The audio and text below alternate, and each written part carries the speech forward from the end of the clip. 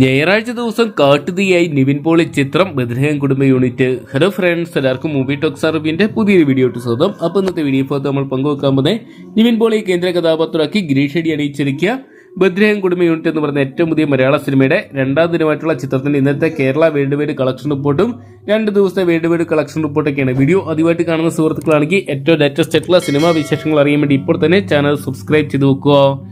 നിവിൻ പോളി മമിത ബൈജു കൂട്ടുകെട്ടിലെത്തിയ ചിത്രമുള്ള ബദ്രഹം കുടുംബ യൂണിറ്റ് എന്ന് പറയുന്ന സിനിമ ഈ ഒരു ഓണത്തിലെ ഫീൽ ഗുഡ് എന്റർടൈനർ എന്നുള്ള ലേബൽ നേടി ചിത്രം ബോക്സ് ഓഫീസിൽ കത്തിക്കേറുകയാണ്.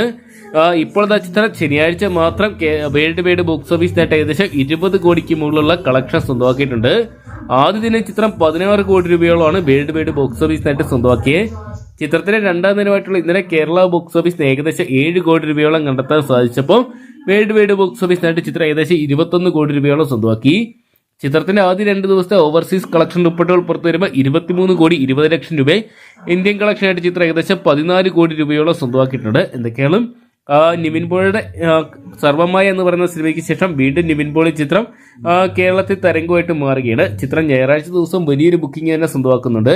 ചിത്രത്തിന് ഇന്നും പ്രീസെയിലൂടെ മാത്രം ഏകദേശം സ്വന്തമാക്കാൻ സാധിച്ചിരിക്കുന്ന ഏകദേശം 4 കോടി 70 ലക്ഷം രൂപയോളമാണ്. എന്തൊക്കെയാണ് ചിത്രത്തിന്റെ ട്രെൻഡിങ് വലിയ രീതിയിൽ തന്നെ ഉയരുന്നൊരു കാഴ്ചയാണ് കാണാൻ സാധിക്കുന്നത്. എന്തൊക്കെയാണ് കാത്തിരിക്കാൻ ചിത്രത്തിന്റെ ഫൈനൽ കളക്ഷൻ വരുമ്പോൾ ഈ ഒരു വർഷത്തെ ഇൻഡസ്ട്രി ഹിറ്റായിട്ട് മാറുമെന്നൊക്കെ അറിയാൻ വേണ്ടി.